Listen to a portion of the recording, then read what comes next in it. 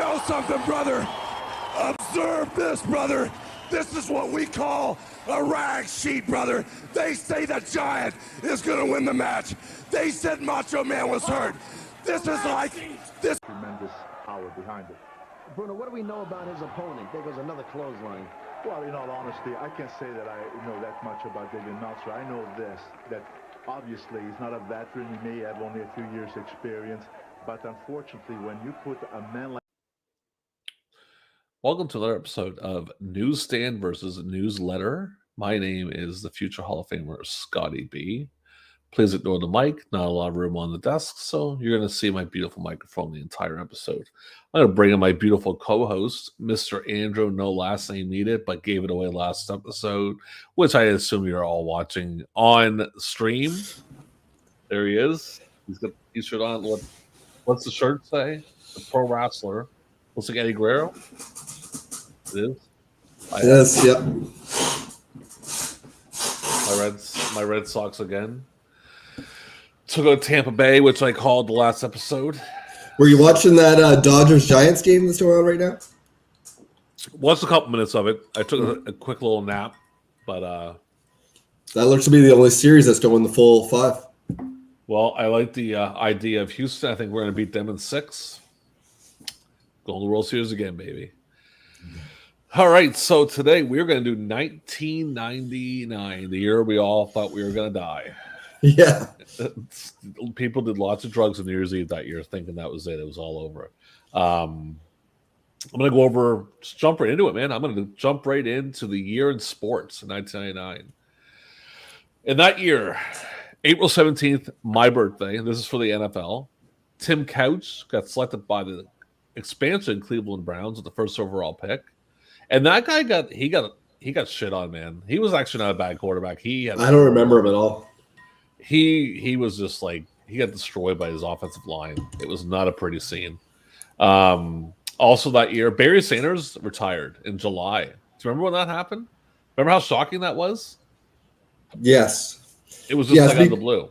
It's funny, for me, I got into NFL like hardcore, I would say around 95 in that neighborhood. That's when I started following. Before then, it was just Super Bowls only. Yeah. And really the next level, I would say, would be right around when I moved here, or maybe a couple years before, because that's when I started doing fantasy football. Oh, computer football. Yeah, computer football. Yeah, well, because before then, it was like with hockey. I got really into hockey when I got into the hockey cards. So I knew the players from different teams, and it was the same thing with fantasy football, because I wasn't into cards. Computer football. Yeah, okay. Keep going. Keep talking. So, yeah, Barry Sanders' retirement was very shocking. It was very out of the blue. And, yeah, because I remember when I started watching, it was all about Detroit. And Detroit was huge back then with him. Like, they were really, really big back then with him. He was best running back, one of the best of all time. A new instant replay is put into effect, which is the one that we all know now. You know, the one where it never works anyway because they're a bunch of fucking idiots. Well, now, it's funny because this year that we're doing for Newsstand versus Newsletter will be the first year that we were online. I was online before that. Well, we did 94. We did 91. Oh, my bad. I thought you meant in general. No, I don't know what you mean. Okay, I know what you mean. So we have that. I would also, Walter Payton died that year. Okay, so this is the guess one here. You guessed the best record in the NFL and the worst record. I just killed a fruit fly because I got fruit flies all over my house. It's disgusting. Don't leave bad bananas laying around. Just a heads up, people. Best record, was it Denver? Nope. You only get one guess, so I got to tell you who it is. Sure. Jacksonville at 14-2. Oh, wow. Worst record. Should be kind of easy. Was it the Browns? Was the Browns 2-14? Yeah. And that was the year that Jacksonville beat Miami 62-7, and they were up like something crazy. Like they were up like 34-5 at the first quarter. It was just they demolished them. They ended up losing to Tennessee in the AFC Championship game, and St. Louis beat Tennessee in the Super Bowl. That's one of the first Super Bowls that was really, really competitive. That was the one where they got it down to 2. Remember? I think when Denver won one of theirs, it was a competitive game, I think. No, I don't know if it was the first one. When they beat Green Bay, it was. It wasn't when they beat Atlanta. They blew Atlanta out, but they beat Green Bay pretty competitively. This was the one, like this is when Warner came in the league out of the blue, remember? And all of a sudden, like, because I'll tell you something funny about that. I remember watching, because back then we didn't have like Red Zone and stuff. I just watched the games that were on TV. And watching the game, and the first couple weeks was like St. Louis was like scoring all these points. I'm thinking, like, what the hell? St. Louis is garbage. And Warner came out of nowhere.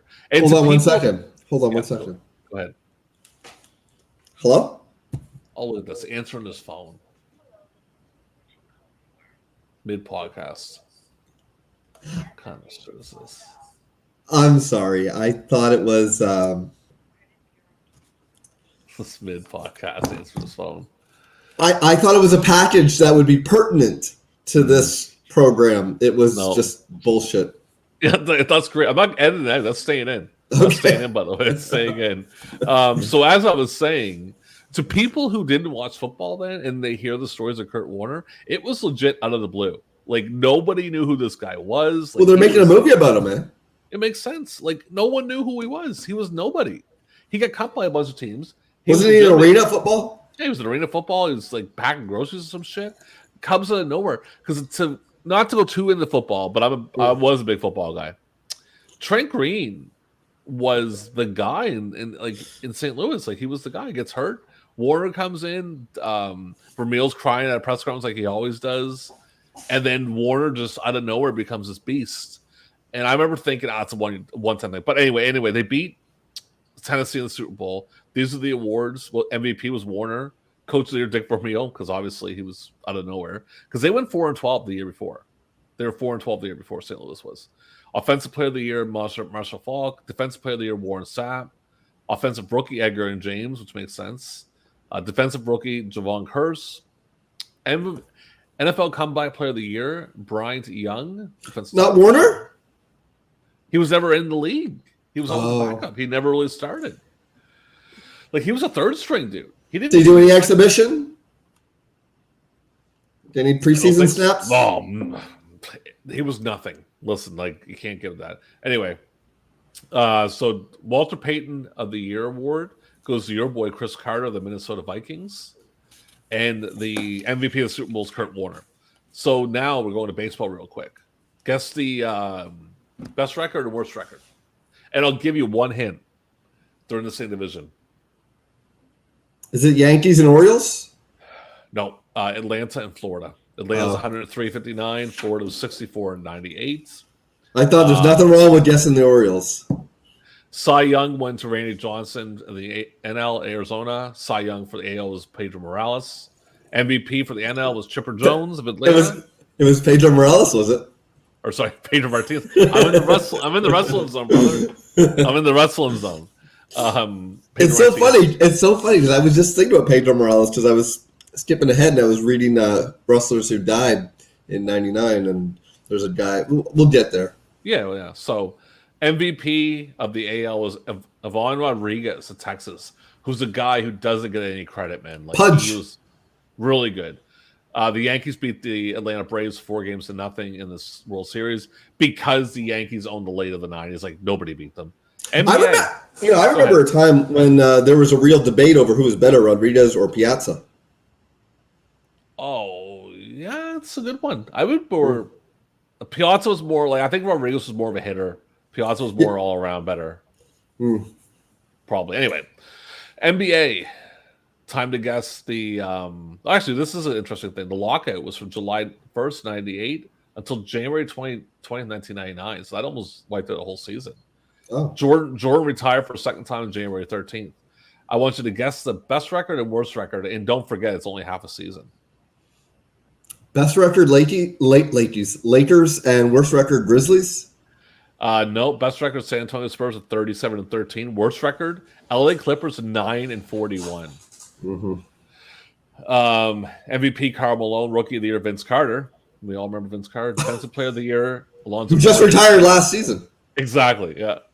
Sixth Man of the Year, Dale Armstrong of Orlando. Most Improved Player, Dale Armstrong of also of Orlando. Coach of the Year, Mike Dunleavy of Portland. Executive of the Year, who cares? Fuck that shit. I don't care about that. Okay. We're last one. Then we're going to get into some stuff. NHL. First thing, the overtime rule changes. Stands will record 3 points for games decided in overtime.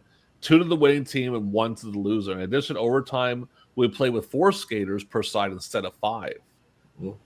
Best record. Take a guess. Was it Dallas? Ooh. Oh, no, wait, sorry. Detroit. Oh, St. Louis. My St. Louis Blues, yes. Oh, wow. At 51, 19, and 11. The worst record, guess that one.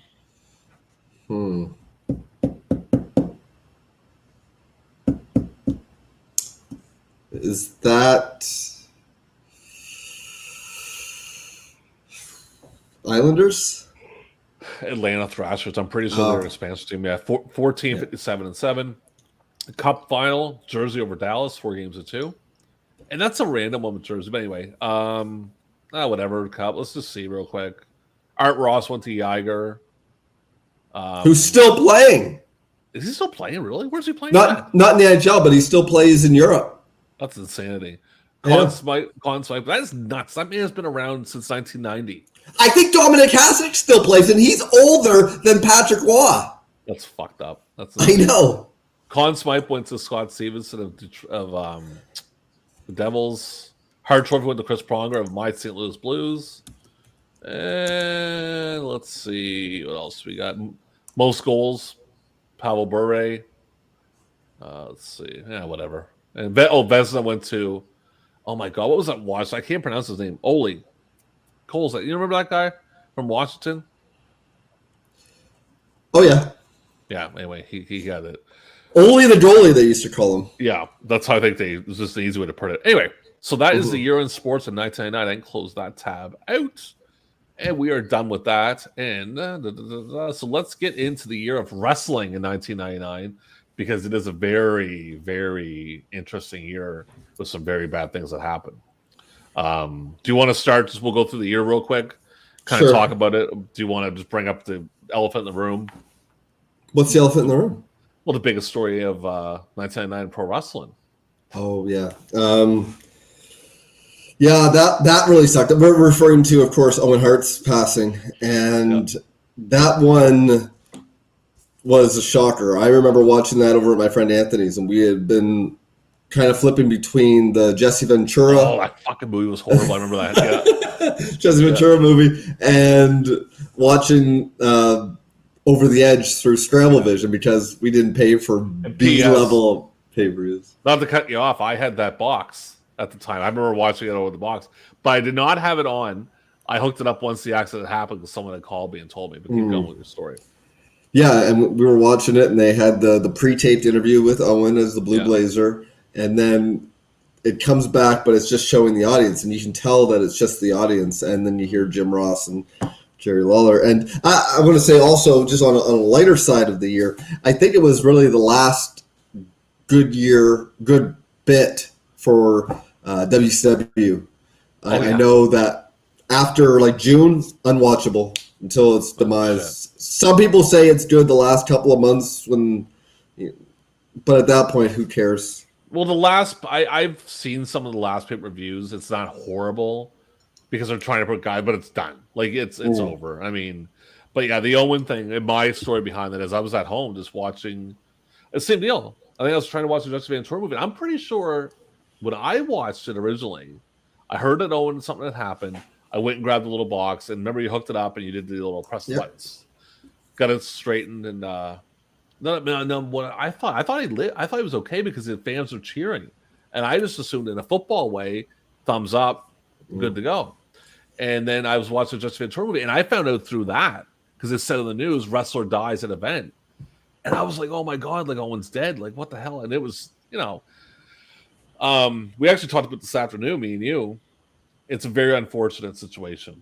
I mean, everything that happened. No, there's no need for him to had to be up there doing that shit. And that's just stupid. It was stupid. And I don't think anyone found it funny. Anyone that liked wrestling. No, and that's the thing. I know that you think a lot of people don't really love Owen Hart as much as they do. Well, before you go into that, I'm gonna you say your thing, but I'm gonna say my reasoning behind that before. But keep going. Every time I see anybody talk about how much they enjoy Owen, they almost always are talking about like 1994 Owen, or if they're older, Stampede Owen. Zero people have ever said, I really love that, what he was doing at the end of his career as the Blue Blazer. That was when he really peaked. Nobody is saying that. My argument to that is this, and I'm going to state it because I'm not going to sound like someone who doesn't like Owen because I was a fan. It's a lot of these people who act like he was the greatest. Now, Owen was really good. I liked Owen. But a lot of these people who were talking like Owen should be da-da-da-da, all this stuff, these are the same people that in 99, when Owen came out and turned heel, they gave zero shits. It's just I just don't like hypocrites. That's what I'm trying to say. Yeah. My personal belief of Owen Hart, fantastic. Amazing. Awesome heel. Like, did an incredible job with Bret when he was a heel in 94. Like, made it like, I loved Owen. I thought Owen was great. He had like the last few years after the screw job. I mean, honestly, after he dropped Austin on his head, that really fucked him. That was a real bad stink on him, unfortunately. That was it for him, because it wasn't like, and no disrespect to Darren Drozdov, but it's not like he injured Droz and had to worry about, this is going to be the top guy now.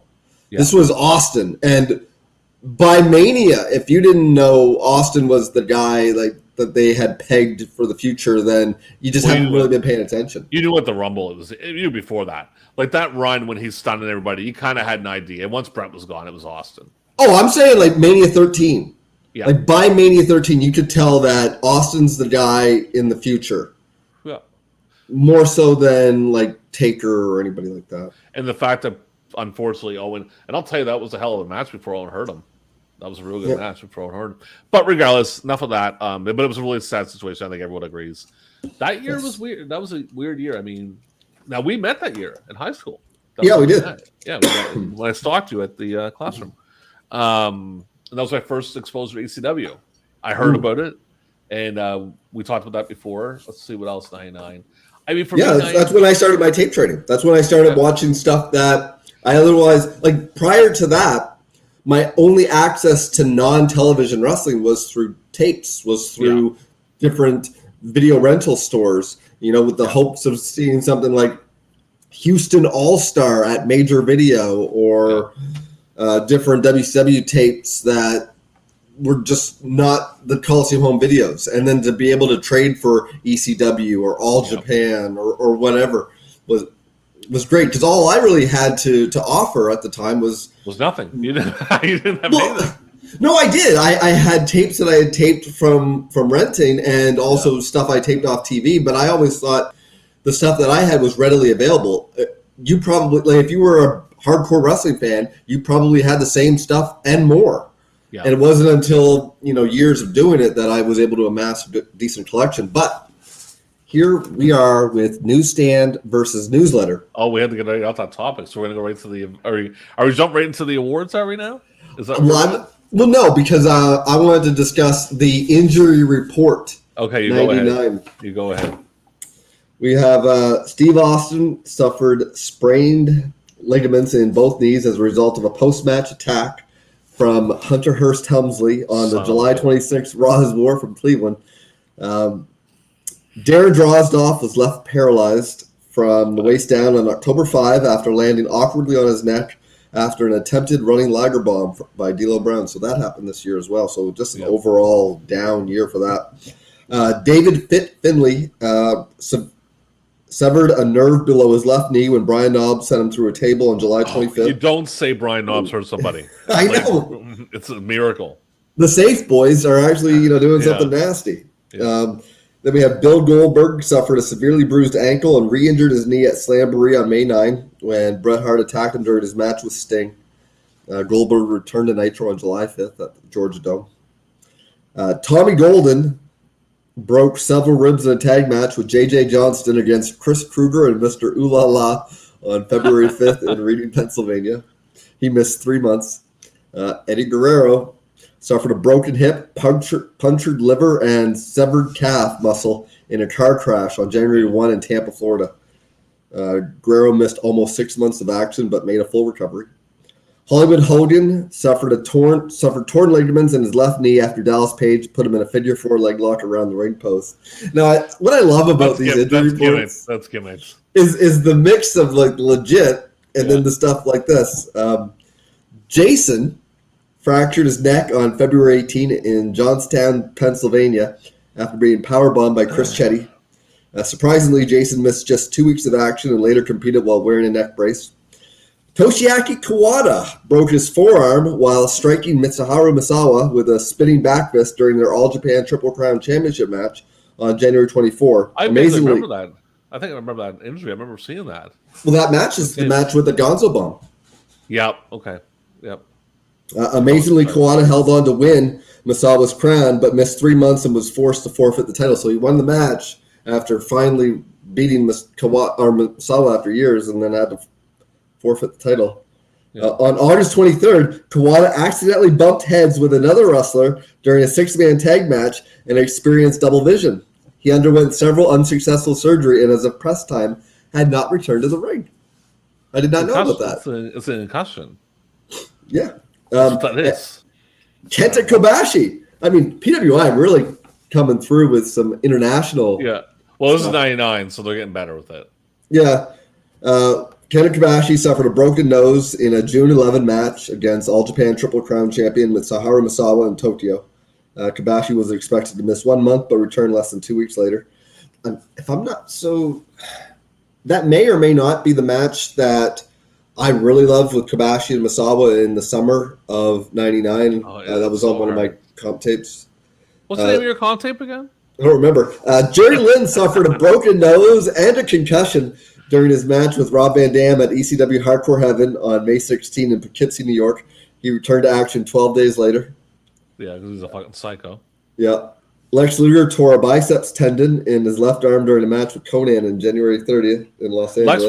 Lex would have torn his bicep if he raises a hand. Like, that would have just blown anything up on him. Yeah, him and Ahmed Johnson. Yeah. Charles Robinson suffered a collapsed lung and fractured ribs in a tag team match with Ric Flair against Randy Savage and Gorgeous George. That was when Savage was dropping the elbow full brunt, if you remember that time, because, old man hips, he didn't want to take it anymore on the side, so he was just shoot elbow dropping people. Jesus Christ. That would not be fun. I know. Vampiro suffered a fractured nose and eye socket and had several of his teeth loosened when he was hit by Billy Kidman's shooting star press at Fall Brawl. Now, there's a guy that, I don't think too many wrestlers would have cried a river of tears over Vampiro being injured. Yeah. Wrath tore his anterior cruciate ligament after landing a flying clothesline on Jerry Flynn at Thunder on April 15th. You sound like Little Monsoon there and saying that shit. Yeah. Who, by the way, died that year in October.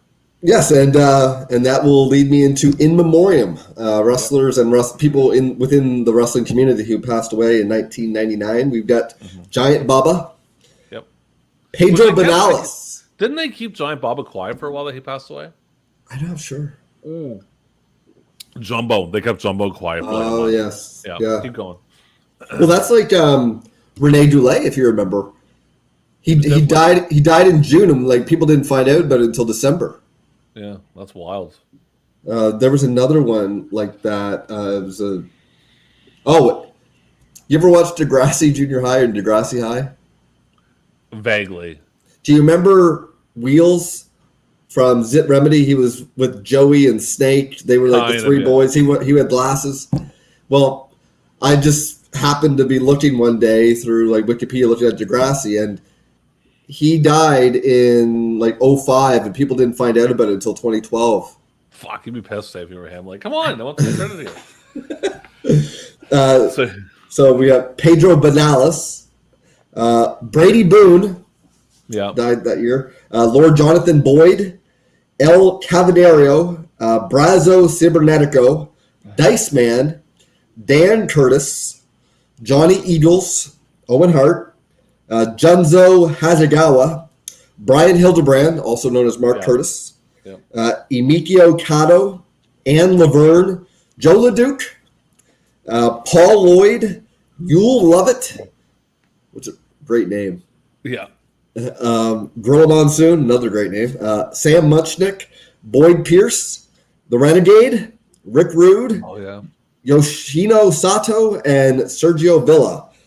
And if you remember from the last one we did, this is 2000 should be their year. They're going to give 5 wrestlers. Do you have any predictions with who you think should be their year in the year Triple 2000?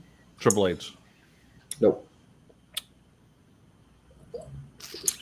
Chris Benoit. No, here we go. Okay, Evan Courageous. Yep. Bobcat. Shannon Moore. Christopher Daniels, who is still wrestling. And Steve Bradley, who died a few years back. He was a guy that was in WWE developmental for what seemed like forever. I remember him. Dropped him. Yeah. All right, so let's get into Rookie of the Year. Do you want me to start with my Rookie of the Year? Yeah, let's start with yours. Okay, I want you to guess because I don't know yours, so let's guess. You guess mine. Is it Blitzkrieg? You son of a bitch. No. Oh! Yeah, Blitzkrieg. Yeah, he won it with, let's take a look here. He won it with 792 votes. Shane McMahon came second. Kurt Angle was third. Test was fourth. Lash LaRue was fifth. Jody Fleech was sixth. AJ Fujinami was seventh. David Flair, who the fuck voted him? It was eighth. So either way, but yeah. So that was the Rookie of the Year. I'm going to go with yours, Kurt Angle. It is Mr. Shane McMahon. Oh, it was close. I'm guessing Kurt was pretty close up there. Shane gets it with 29,882 votes. First runner-up, Evan Courageous with 15,209 votes. Second runner-up, Vince McMahon with 14,987 votes. Who's voting for Kurt Angle? Who's voting Vince over Kurt Angle? Third runner-up, Lash LaRue with 5,468 votes. And honorable mentions include David Flair, Gorgeous George, and JJ, the Ring Crew guy. I don't think Kurt Angle was eligible this year because I think, remember, he started at Survivor Series 99. Yeah, fair enough. Okay. All right, so you go to your next one, so the most improved wrestler. And I'll guess that one. Sure. Triple H. Nope. It is Mr. Jerry Lynn. Okay. Jerry Lynn. He wins it with 22,351 votes. First runner-up, and this is a good one. The Hardy Boys. Because if you think about it, prior to 99, they were just jobbers. Yep. Yeah, true. Fair enough. Second runner-up, Bob Holly. The Big Shot was a real shot, so to speak, for his career. Before that, he was half of the Midnight Express going nowhere fast. Yeah. And third runner-up, Canyon. And honorable mentions include Bradshaw, Christian and Edge, The Godfather, Billy Gunn, Kane, Billy Kidman, Lenny Lane, Lance Storm, Yoshihiro Tajiri, and Val Venus. Very interesting. I want you to guess what mine is. Is it the Hardys? Oh, what? Oh, yeah, that makes sense. Yeah. Because he had that bad 98 year. Yeah. Goes to Japan and kills it. Yeah. So that's that. So it was Vader number 1, Kane at number 2, Test at 3, Jeff Hardy at 4, Bob Holly at 5, Triple H at 6, Sema at 7, Magnum Tokyo at 8, Jerry Lynn at 9, Danny Doring at 10. Honorable mention Bill Goldberg, Blitzkrieg, Lance Storm, Minoru Tanaka, Super Crazy Edge, Matt Hardy, Dan Fry, Toka Onormi, and Little Guido. Let me ask you this: Who would you pick for most improved wrestler of 1999? I like Vader. Yeah, that's a good pick. It is because Vader had a real bad 98, and he definitely came back around 99. So Vader's a good pick. I like that one. That's not bad at all. So let's. I like the Hardys as a pick just because, as far as elevation on the card and being noticed, because I don't know how it was as much, and you think I would, but did they do annual releases like they do now, where they just cut people after Mania, or was it just like when contracts are up, you're let go? Or if they did, it was very quiet. It seemed like that, especially during that era when you were nervous about anybody leaving and going to the competition. The Hardys would have been guys that they would have just cut, if not for the ladder match at No Mercy. Well, and I think Hayes was on their side too. It helped them. Yeah. Okay, so tag team of the year. I'm gonna go. This was a tough one to find a picture of, so you can actually pick. I keep forgetting that you don't know what it is, so go ahead and pick what you think it might be.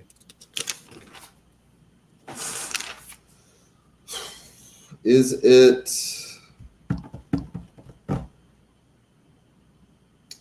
Kenta Kobashi and Jun Akiyama? Oh, you dirty bastard! No! Ha! Burning.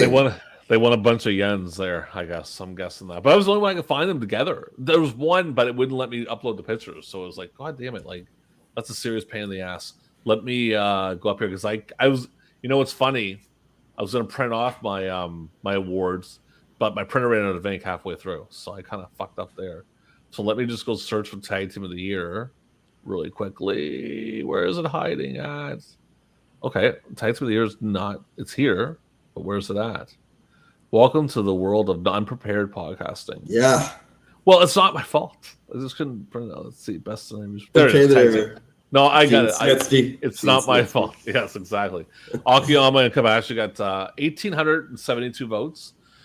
Matt and Jeff Hardy got 1,075 votes. Atani and Takwaba, I can't pronounce his last name, got 586. Masahiro Misawa and Agwa got 505. Ezra Christian got 333.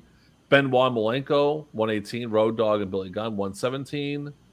And the great, and I mean the great Dudley Boys got 77. And Jarrett and Owen Hart got 70. So I know, So I'm guessing for your guys, the motherfucking Hardys. Kane and X-Pac. Ooh, that's gross. That's gross. That's some gross shit right there, man. And they won it with 20,482 votes. 20,480 people don't know how to vote on fucking tag teams. Because that's a shitty-ass tag team. First runner-up is the Hardy Boys. Second runner-up, Harlem Heat. Third runner-up, the Dudley Boys. And honorable mentions include the Acolytes, Chris Benoit and Dean Malenko, Christian and Edge. It's funny, they call them Christian and Edge, and I'm always used to call them Edge and Christian. Yeah. Justin Credible and Lance Storm, Tommy Dreamer and Raven, Spike Dudley and Mahoney. Balls Mahoney, they always call them either B. Mahoney or Mahoney. Owen Hart and Jeff Jarrett, Bob and Crash Holly, Billy Kidman and Rey Mysterio Jr., Mankind and The Rock, Mitsuharu Misawa and Yoshinari Agawa, and the Triad, Those Japanese, that's kind of cool. The next one, we're kind of burning through, but we got a little bit of stuff to do here. A feud of the year. Go ahead. Beforehand, who would you pick as the tag team of the year in 1999? It's tough, man, because Japanese, I would probably pick Akiyama and Kobashi, but I can't.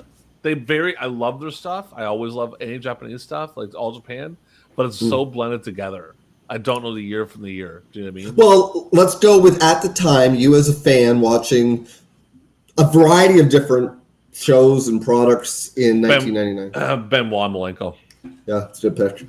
Yeah, that's who it would have been. I really liked that combo. Him and Saturn was in it with them there too, I think, wasn't he?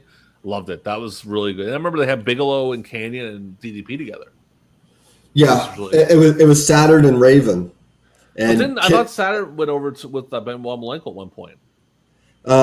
He would be with them later on in the year with Revolution, they were called. But initially it was Kidman and Mysterio, Hennig and Wyndham, Benoit Malenko, Saturn and Raven, and then the Triad with DDP, Bam Bam. I thought that was a really cool one. That's great division. Yeah, it was awesome. So who would you pick? I'd probably go with the Dudleys. Yeah, just because it was our last year in ECW, and I remember just freaking marking out for some of their intros. The promo. All right, so I'm going to go feud of the year, and I'm going to pick. You got Mr. McMahon versus Mr. Steve Austin as feud of the year 1999. Look at this, everybody. Look at the. He's really prepared over here. Well, because you're asking me awards that are different. Like, it's all over the place. And I gave you the order in which it was, and you're giving me all this. Oh no! Gotta keep you on your toes. We got Vince and Austin with 24,245 votes. What else do we have for the honorable mentions? The first runner-up is Triple H versus The Rock with 18,752 votes. Their 98 stuff was better, not 99. I don't even remember much of their 99 stuff, to be honest with you. I didn't, a little bit, but. Did they have a pay-per-view match in 99? Oh, yeah, I think they had a few, because Austin was out. They were basically running the pay-per-view matches back then. Because I remember after Austin went out, they put in Big Show, but I don't remember a one-on-one match between the two until 2000. Didn't they do... Oh, you're right. I don't know. Who gives a shit? Keep going. Second runner-up is Jerry Lynn versus Rob Van Dam with 11,943 votes. Third runner-up, Ric Flair versus Hulk Hogan with 6,235 votes. And honorable mentions include Chyna versus Jeff Jarrett, Steve Corino versus Taz, Bill Goldberg versus Sid Vicious. Oh, God. I know. Billy Gunn versus Jesse James. They wouldn't call him Road Dogg. I love this stuff about PWI is that, they would say Ultimate Warrior from Queens, New York, the entire duration of his career. Yeah. Hulk Hogan versus Kevin Nash, Bob Holly versus Al Snow, Mankind versus The Rock, Shane McMahon versus Test, Shane McMahon versus X-Pac, No Limit Soldiers versus West Texas Rednecks, and Diamond Dallas Page versus Scott Steiner. I'll tell you right now, so I'll do mine, and then we'll talk about it. So this is mine. Same thing. Obvious. But I will say this about that feud. That was not good in 99. It was good in 98. It was not good in 99. Yeah, well, I think the only good thing they did in 99 was that cage match. Yeah. Well, did they having Vince finally wrestle. Did they do the bedpan match? The bedpan incident, was that 99? I don't know. I think it was because it's when they introduced Socko. That's when Foley realized I can't fly off cages anymore. I'm gonna die. So, and you know what? For some reason I thought that was like in the fall of '98, but you may be right with that. I just realized I didn't have our stuff set up properly. Oh. So that's great ability I have here. I'm doing great today, kids. Feud of the year. So I'm gonna, and then it's Austin and McMahon, Rob Van Dam, Jerry Lynn at 2, Austin and Rock at 3, Rock and Mankind at 4, Burning versus the Untouchables at 4 or 5. I don't know who that is. Who is that? Burning is Akiyama and Kobashi. Okay. The Untouchables, I think Vader and Hansen, but I may be wrong about that. Triple H and Vince McMahon, Edge and Christian versus the Hardys, Kobashi versus Vader, Agawa versus Hashimoto, Gia versus SSU. Honorable mentions: Misawa and Vader, Liger Jr. versus Otani, Kanemoto and Takawawa. Did I pronounce that right? The last one? No. Super Crazy versus Kajiri. Super Crazy doing that flop. Remember the fist flop? When he was selling? It's horrible. Austin and Taker and Crazy Max and Magnum Tokyo. Now, if we're going to pick our picks of the feud of the year, I'm picking Jerry Lynn, Rob Van Dam. Yeah. Definitely. I agree. That was definitely it. So, we are at the halfway point, kids, and we're going to get into a nice little fun time here of this fruit fly won't fuck off and go away. So, me and Andrew picked 5 categories. Well, Andrew picked the 5 categories, and we're going to say what we decided was our award for that certain category for 1999. So, we're going to start with debut of the year. I'll let Andrew go first. I think it's obvious. It's Chris Jericho. Was it August or July? It was August of 99. I vividly remember where I was at. I was at Kenny. No last name will be mentioned because I don't want him getting sued or called out by the 6 people watching this. But I was at his place watching Raw, and I remember that was really cool. It was pretty awesome because you're so used to Jericho in WCW, and then all of a sudden, boom, there he is in WWF and with the Rock. And it was obvious he was going for a while too because they buried him for the past 6 months of his. And he was so great in WCW '98. I mean, he's the MVP of WCW '98. They had a homegrown star. Yeah. That they refused to do anything with because reasons. Like, you can't even say, oh, well, it's because he wasn't a WF guy, because Goldberg and Steiner were WF guys, and they, went full throttle with those guys. But with Jericho, it was like, nah, cruiserweight. And once you're labeled a cruiserweight, keep going. No, I'm just saying, like, you're never going to rise above that, other than like maybe a TV title reign. I am going to. We're going to keep going here, but I'm going to have something fun here in a second. Well, wait, who's your pick for debut of the year? It was also Jericho. Yeah. You can't take. Who else are you going to really pick? I mean, Jericho was incredible back then. Sid. So yeah, hold on a second here. Just give me 1 second. Savage coming back. Although I don't know if that counts as a debut. It was. You could say Gordon Swords would be a debut. You know what I'm trying to find, and I can't find it. I was going to bring it up and add it onto it. I might find it here in a little bit. Him doing the intros to Slamboree. Oh yeah. Remember the battle? Oh my god, how great was that? We'll save that for another episode. It was so great. I remember, what was some of the lines he used? You stole my Loverboy tape. Silver King, 5 more wins, he gets upgrades up to Golden King. Yeah. It's perfect. And it was so great. I'm gonna go in the back and have a coffee and wait for whoever wins. They're not gonna beat me, but and to get before we get to the next thing, man, was Malenko ever over on that show. When he took off that mask, that place blew the fuck up. I called it, like, on one of these Facebook groups I'm in. They were asking what would be your top 5 pops of all time, and I included that in my top 5. Oh, it was fantastic. I mean, and I'll suggest anyone that's listening to this, if you have the World Wrestling Entertainment Network on anything, check that out, man. Check that battle. Check the Jericho intro battle. We'll bring it up sometime. But when Malenko, we kind of gave away the ending. But when Malenko takes that mask off, man, that place explodes. And they're not in Georgia. They're in, like, Massachusetts. So it's like the idea that little guys can't get over, crazy talk. Well, it's the way it was presented. If you present it and you talk about it and you show it across different platforms, whether it be worldwide or pro or Saturday Night, Nitro, Thunder, and fans are going to realize that. I mean, they're wrestling fans. Yeah. I mean, they're not WWE fans. I don't mean to, like, smirch them. They're all unsubscribing. They're all unsubscribing now. We enjoy AEW. I'll just say that right now. But we're not going to get into that. We're talking about 1999. Yeah, let's talk about 1999. What's the other award that we came up with? So we have Best Entrance Song. Now, my pick for that is Cactus Jack. I love Cactus. I'll tell you. It almost was he Cactus in 99 at all? Yeah, he was Cactus a little bit in 99. Yeah. He did Cactus at the Rumble. At the Rumble, he did it. He did the 3 faces. No, it was Mankind.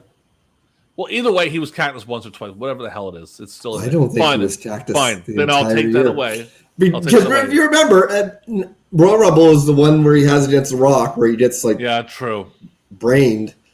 And he doesn't come back as Cactus until the next year at Rumble against Trips. Then I'll pick Triple H's theme music. It's good. I don't like Triple H's theme music. It was pretty good. Because that was my first pick, but then I went with Cactus as my second. Yeah. And so, but you go ahead with yours. Mine is Mr. Shane O'Mac. Yeah. Here comes the money! I love it. Was he doing that back then? Yeah. Yeah, because I think he debuted it when he had his first match at Mania 15. Really? Interesting. So pay-per-view of the year. You go ahead and pick that one. This one I was torn. I'm going to go with Spring Stampede 99. Mm-hmm.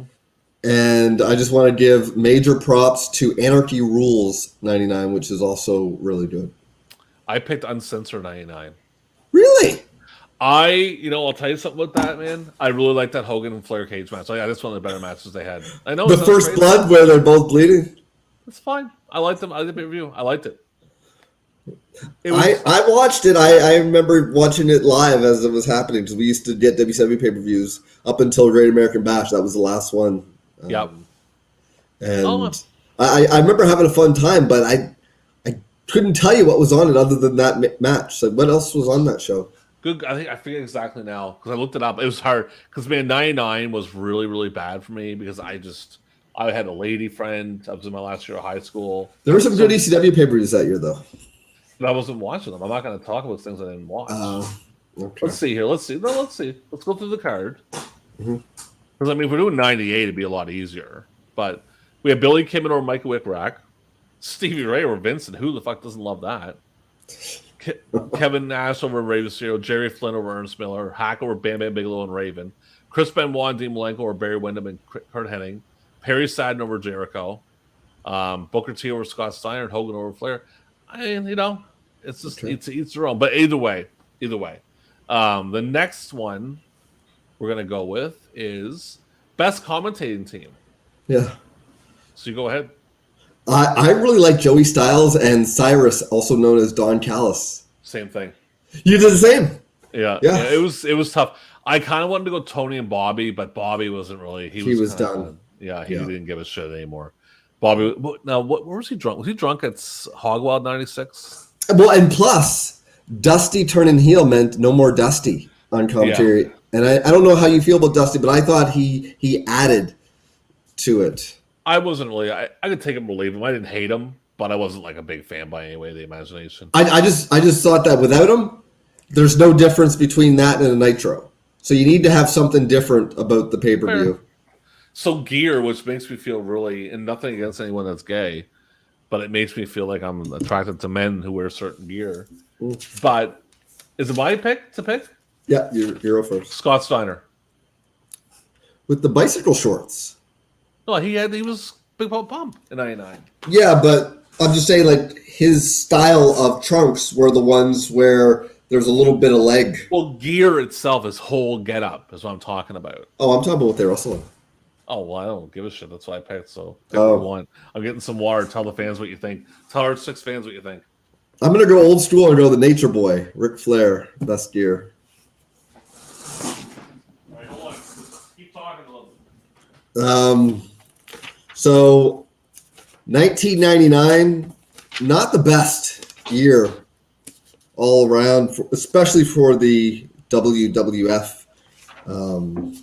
Just wasn't my favorite. It's funny you say that. I'm sorry, I cut you off. No, go ahead. It's just funny you say that because people look at it like the golden era of WWF. I think it's garbage too. Yeah, really bad. It's like it's being booked for somebody with attention deficit disorder and everything. It's like my problem with TNA for the longest time was that a million things happen and you couldn't tell anybody everything that happened because you don't remember because nothing has any chance to breathe. And that's how it felt in '99. Like you just would have all of this stuff going on. And if you felt like you missed a week, you missed everything. Yeah. All right, so let's jump back into the awards. We're going with most popular wrestler. I'm going to go first this time because I went last time. Now with the Observer, they're doing like most charismatic. We're going the same thing because they technically didn't have best babyface. Mm-hmm. Yeah. That's who I was going to guess. Yeah. Oh, shit! I didn't let you guess. I'm sorry. Oh well, that's how it rolls. So yeah, that's that. I got to go find. I mean, The Rock, yeah, pretty big deal back then, especially '99. Austin was second. Jericho was third. Goldberg was fourth. Mick Foley was fifth. Magnum Tokyo 5. Masahiro Chono at 7. Rob Van Dam at 8. Mr. Ric Flair at 9. And this is ridiculous that Vince is in this list, but he is. So I guess it doesn't count as baby faces, but it was charismatic, yeah. But whatever. Closest thing I had to it, so I went with it. Who's your most popular wrestler? I'm going to go with The Rock. It is The Rock. The Rock, yeah. Because Austin's gone, right? So, I mean, well, not the whole year. Yeah. Austin's gone. Actually, Austin's still gone in November. So, really, I mean, you have Austin all year. So, first runner-up is Steve Austin. Second runner-up, Bill Goldberg. Third runner-up, Mankind. And honorable mentions include Chris Benoit, Ric Flair, The Dadfather, Bret Hart, Hulk Hogan, Jesse James, Kane, Taz, Rob Van Dam, and Paul White. Oh, yeah, Paul White. Oh, my God. He's still fucking trying to wrestle.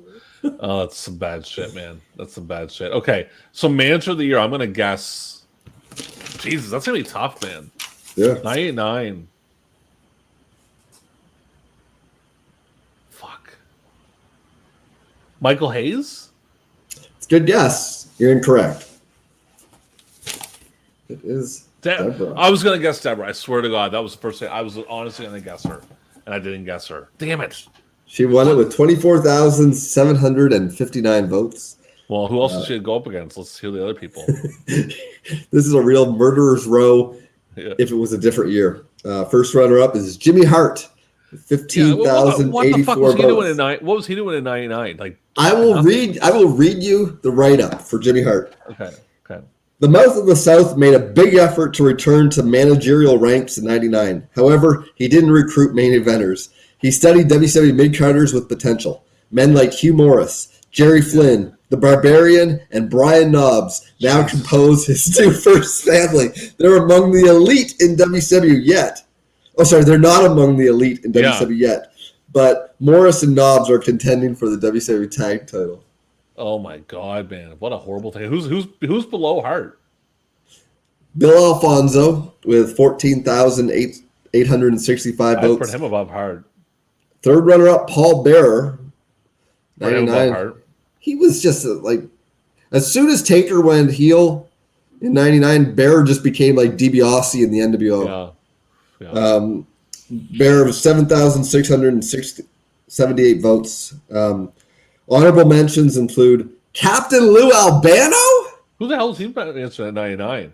Hold on, let me go take a look. Look that up. Captain That's Lou. interesting. He must have been like some indie shows. Wait, wasn't he? Oh yeah, he did freaking commentary on Heroes of Wrestling. Captain Lou Albano, 1999. I'm just typing it in right now. You're probably just going to get Heroes of Wrestling. It doesn't even give me anything. Let's take a look at his Wikipedia. Let's see. Oh, it's not going to have anything. Oh no, hold on. No, it's just literally up to 95. But never again. Yeah, he never managed after 95. So whoever the hell voted him in is on crack. And a lot of people did because he was the first one of the honorable mentions. Then we have Arn Anderson, Don Marie, Francine, Joel Gertner, Michael Hayes, Sonny Ono, Terry Runnels, and Tammy Lynn Sitch. No, that was ridiculous. And that's like the last year managers. So the thing is, in the Observer, they don't have a Manager of the Year award, but I replaced it with the worst Manager of the Year. Oh, they had that? Yeah. I want you to guess who it is. Is it Sonny Ono? Yeah. It's Sonny Ono. Yeah. It's definitely Sonny Ono. Let me take that picture down real quick. I'm going to grab it in my docs. And again, people watching this, I know it's annoying that I'm sitting here like killing time, but this is the deal. I'm going through a shit ton of awards here, and they are all spread the fuck out. So, But I'm going to find it real quick here. Where's it at? Worst manager. Here it is. Sonny Ono with 96 votes. Number 2 is Jeff Jones. I don't know who Jeff Jones is. That's Judge Jeff Jones, the manager of ECW World Heavyweight Champion, Mike Awesome. Jimmy Hart, Elizabeth, Oklahoma, Terry Runnels, Jason, Tammy Cinch, Bill Alfonso, Francine Sable, honorable mention Master P, Tori, Curtis Hughes, Deborah, and Miss K. So Deborah was like in the worst of the worst, but wins that one. So very interesting. I mean, in the Observer, they're kind of off a lot of these things. Like you're going to see later. I kind of had to wing the most hated and just assume who would have won it, best heel. Which is the next category, which you can guess who. I mean, I looked at the awards and thought this is who they would have put in. So I want you to guess who it is. Is it Vince? Hold on a second here. Yes, it is. Yeah. I just assumed if they were going to do best heel, they would have picked Vince. They would, like, who else do you really see would have been the best heel that year? Well, who do you think got it for PWI? Vince. DDP, wow. Diamond Dallas Page even gets the cover of the magazine with the most hated. Nothing against DDP, but he's mid-card heel. I mean, I don't remember. Well, he won the world title in 99. But I don't remember his heel run in 99. It's not something that sticks out in my mind. Triad. Oh, yeah, but what's that really? It's just, yeah, that's not much of anything. Nothing against DDP, but I'm just saying that's a weird. It was a surprise because it would have been neat if Vince won it and accepted the award, and then you'd see him proudly holding the award. Although I think at this point, wasn't he a babyface in like... He was babyface late 99 because he was feuding with Triple H. When did he turn heel again? Was it Mania 2000? Are you trying to get me to figure out when the fuck this man turned heel again? Like, seriously? The man I think it was Mania 2000. Who knows? It could have been Raw 6 times over. He could have turned back a face on Raw, fucking heel on SmackDown, back to being a face, back to being a heel. Who the fuck knows with this man? Because they all represented somebody. Remember at Mania 2000? Who did Vince represent again? I can't remember. The Rock, didn't he? And Shane represented Big Show. Yeah, and Linda represented Mankind. Stephanie represented Trips. Yeah. And you think that The Rock would figure this shit out?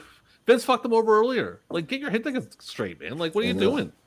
Like, if I get attacked by somebody, I'm not trusting them 6 months later. Well, you're not in the wrestling business because they do that consistently. Diamond Dallas Page wins it with 26,599 votes. First runner-up, Hunter Hearst Helmsley with 20,109 votes. Second runner-up, The Undertaker with 14,744 votes. Third runner-up, The Dudley Boys with 5,206 votes. And honorable mentions include Big Boss Man, Steve Corino, Justin Credible, David Flair, Jeff Jarrett, Shane McMahon, Vince McMahon, Ernest Miller, Randy Savage, Scott Steiner, Sting, and Sid Vicious. I'll tell you one thing, Vince is pretty low in that category. And well, it's 99. I will say this, man. Bossman did some good heel shit with Big Show. Yeah. Stealing the casket. As bad as that was, that's some funny ass shit. I think we're gonna come across that later. I think that if you're ever in like some sort of any circumstance where you have to provide trivia questions for people, I think an excellent one would be who won most hated wrestler of the year for PWI in 1999. Nobody's getting that. Nobody is getting DDP. All right, so we're going to go to match of the year, and you're going to be able to pick yours. I'm going to guess what it is. Mm-hmm. Edge and Christian against the Hardys ladder match. No, too late in the year for the awards. Hold on. Let me guess a second time. Yeah, sure. Rock and Awesome Mania. Good guess. It is Foley and Rock at Rumble. Yeah. No. It's a beating. It's not a match. It's a beating. It's a total flat out beating. Yeah. But anyway. They won it with 20,585 votes. First runner up is Rob Van Dam versus Jerry Lynn. I'm trying to figure out if this is the match at Living Dangerously or Hardcore Heaven. It says it was in Poughkeepsie, New York. So whichever match it was in Poughkeepsie, I'm not very familiar with where ECW pay-per-views were held. Hold on. Rob Van Dam versus Jerry Lynn. Poughkeepsie. How do you spell Poughkeepsie? Poughkeepsie. I got it. I'm guessing it's Living Dangerously. Well, fuck. It didn't even really tell me. It just. It's Hardcore Heaven? Well, no, it doesn't really say it because it pops up with a whole bunch of shit. Just look up Living Dangerously. Hardcore Heaven. It was Hardcore. Oh, okay. Yeah, Hardcore Heaven. Yeah. Second runner-up is Steve Austin versus Vince McMahon. Third runner-up is The Rock versus Steve Austin. And honorable mentions include Shane Douglas versus Taz, The Rock versus Mankind, Billy Kidman versus Rey Mysterio Jr., Shane McMahon versus X-Pac, Steve Austin versus The Rock, Justin Credible and Lance Storm versus Jerry Lynn and Rob Van Dam, Mike Austin versus Taz versus Masato Tanaka, Edge and Christian versus the Hardy Boys, and Bill Goldberg versus Sid Vicious. So Edge and Christian versus the Hardy Boys did get an honorable mention. Interesting. Okay, so I want you to guess my match of the year. Is it Misawa versus Kawada? Kabashi. Yeah. And by the way, it wasn't Noah. It's the only picture I could find for them. Give me a second here to go find the other stuff here. Match of the year. Where are you hiding at? Like, put it in fucking order. Goddamn. Here we are. So Matsuhiro Misawa versus Kenta Kobashi in Tokyo, June 11th. Edge and Christian versus the Hardy Boys in Cleveland, October 17th. Bret Hart versus Chris Benoit in Kansas City, October 4th. Misawa Nakawa versus Kobashi and Akiyama. Austin versus Rock in Hartford. Which one was that? I think that may have been Backlash, because I think people preferred the Backlash match to the Mania match. Matsuhiro Misawa versus Kawada. Misawa and Nagawa versus Kobashi and Akiyama for a second time. The first one was in Tokyo of March 6th. This was I can't pronounce the name of the city, but October 23rd. Let's see. Juventud Guerrero versus Blistrick at, I think that was Spring Stampede. Yeah. Honorable mention, Robin Am versus Jerry Lynn, Asbury Park. Psychosis versus Rey Mysterio versus Juventud versus Blistering. I remember that match. That was on a Nitro, I think, and that was just like a fucking train wreck. Yeah. Robin Am versus Jerry Lynn, Pitskitsky, the one you had. Misawa versus Vader, Misawa versus Vader again. Sasaki versus Magnum Tokyo. Tanaka versus Austin in Buffalo. Liger versus Kanemoto. And Rock versus Mankind in Anaheim. So that's interesting because Rock and Mankind win the Match of the Year and are last in voting for Match of the Year in Observer. Which I'll tell you something with Rock and Rock and Mankind. I remember that time. That was my parents were gone away. I mean, my friends that won't be mentioned. We ordered it, and we knew Rock or Mankind would do something crazy. That was the big thought. Like, he's into something nuts. We're gonna order it, and fuck, man. Like, that was brutal. Like real brutal.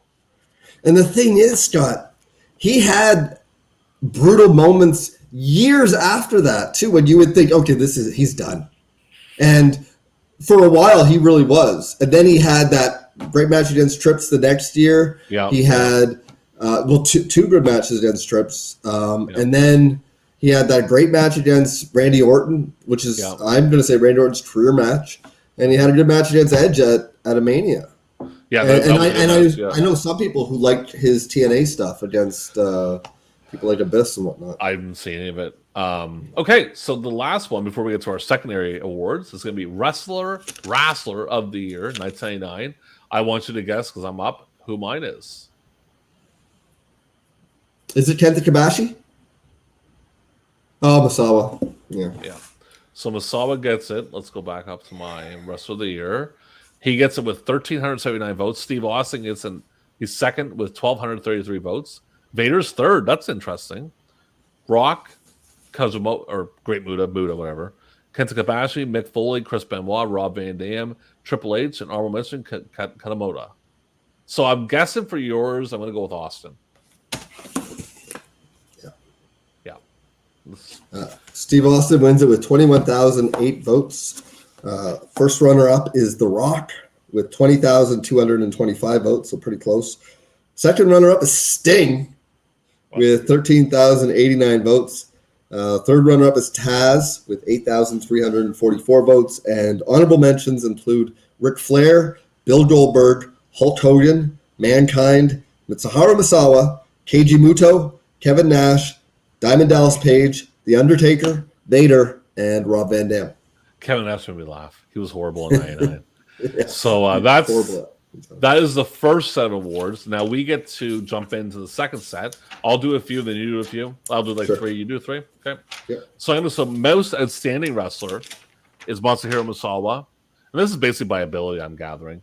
Chris Benoit is number 2. Kenta Kobashi is 3. Kizimoto is 4. Atani is 5. Billy Kidman 6. Jerry Lynn 7. Robin Ames 8. Akiyama is 9. Jeff Hardy is 10.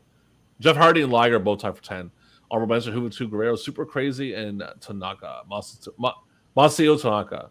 Biggest box office draw. And actually, you know what? That's the best face. That's my bad. Box office draw is the best face, I think. No, it's not. Not necessarily. Anyway, Austin at 2,400 votes. Rock, Muta, Goldberg, Vader, Misawa, Foley, Vince, Kenta Kobashi, and the Hulkster brother. And then the last one I'm going to do before we jump into yours is going to be Best on Interviews. Actually, no, I already did that one. Oh, I didn't? Okay. No. Rock, Foley. Rock wins it. Foley's second. Jericho's third. Austin's fourth. Vince is fifth. Flair's sixth. Raven is seventh. Your main man, your favorite wrestler of all time, Shane Douglas, is 8. Fuck him. Who's Michael voting for Hayes. Shane Douglas? That's Shane Douglas. Yeah. Michael Hayes is 9. Steve Corino is 10. Masahiro Chono is honorable mention, and Triple H. So you can go ahead with 3 of yours. Inspirational wrestler of the year. Who do you think got it? I'm gonna go with Mick Foley. Doesn't work for me, brother. Love it. That's great. What's the reasoning behind that? Does he turn face again? Yeah, pretty much. Oh, fucking weirdos. He inspired people, to take their vitamins, say their prayers, believe in themselves. And first runner-up is Bret Hart. Second runner-up, X-Pac. Third runner-up, Hacksaw Jim Duggan. That's when he survived cancer. See, he should be the winner. What the fuck is this? Hogan wins over Duggan? He didn't turn face like Hogan did. Well, yeah, he just survived. He survived a deadly disease. Yeah, that's not. Fuck him. Honorable mentions include Steve Austin, Buff Bagwell, Chyna, Spike Dudley, Fabulous Moolah, Ric Flair, Eddie Guerrero, the Hardy Boys, Harlem Heat, Mankind, Rey Mysterio Jr., Atsushi Onita, and Raven. I'll tell you, the women really, they're inspiring Moolah a lot when they're being pimped. They love that. They love that. She's a real inspiration. Well, that's when she came back for the first time since like 87. Must have been losing that money from that pimping. Not getting much money. She came back to Vince. What was she doing in that interim? Like in between Survivor Series 87 and when she came back to get beat up by Jeff Jarrett? I have no idea. I don't think that would be interesting to see, like her cage match, to see if she was doing some indie shows and stuff. No, retired. Vince was probably paying her. She's probably still giving Vince women, which sounds really pathetic and creepy, but it is because Vince is creepy. Comeback of the year. Oh, interesting. Okay, I'm gonna guess it. Don't say it. Hulk Hogan. Eddie. Oh yeah, makes sense. Yeah. Eddie Guerrero. Yeah. With 23,612 votes. First runner-up is Buff Bagwell with 21,411 votes. Second runner-up is Kurt Hennig, 9,662 votes. That's weird. He wrestled in 98. I don't know the hell. Well, I guess, you know what? He kind of was resurrected with the West Texas Rednecks. That was pretty funny shit. Yeah, because before then, like Kurt's WCW stuff. Oh, well, yeah, because he was on the cocaine, brother. Well, probably. There's wrestlers that are on cocaine that are still good. Kurt's not one of them. Sorry to the Hennig family. Yeah. Third runner-up, Michael Hayes with 6,299 votes. He came back to tag with. Yeah, he was a manager. He didn't wrestle. He did some six-man tags. I think that it was Michael Hayes and the Hardys against Gangrel and Edge and Christian. Yeah, well. Votes for others include Fabulous Moolah, Ric Flair, The Godfather, New Age Outlaws, Randy Savage, Rick Steiner, Vader, and Sid Vicious. And Vader really. Vader. No, he should have definitely been high up there. Should have been in contention. And then the last one is the Editor's Award. Who do you think won that? How was that done again? Just they just picked someone randomly? It's basically like a lifetime achievement. Like, here you go. Captain Lou. Owen. What the hell am I thinking? Yeah, Owen, obviously. Yeah. Why the fuck would I pick Captain Lou over Owen? Like, that's the weirdest thing ever. Well, when I think of 1999, I think of Captain Lou Albano. Yeah, I mean, yeah. I don't know. Because someone tried to fucking vote him as manager of the year, but he didn't manage, so I guess that's what it was. I missed something. So that was that. Obviously, Owen's in there. Yeah. All right, let's jump into some of the stuff I have here. Best technical wrestler, we have Atani at 1, Benoit at 2, Tamura at 3, Kanemoto at 4, Minoru Tanaka at 5, D. Malenko at 6, Yoshihiro Tajiri at 7, Volk Han at 8, Bret Hart, Kendo Kashin, and Armand Kurt Angle, Super Crazy Don, Dos Caras, Matsuhiro Misawa, Jerry Lynn, and Juice Thunder Liger. Best brawler, you can guess that if you want. It's pretty obvious. Mankind? As he was every year. Austin, Benoit, Tanaka, Vader, Lioness Osaka? Who the fuck is that? Yep. It's a woman wrestler in Japan, Lioness Osaka. No relation to Asuka, but I believe Asuka took her name as a tribute to Lioness Asuka. And P.S. Asuka's fucking hot. Is this really that Asuka's hot? I find Asuka extremely hot. Oh, she is.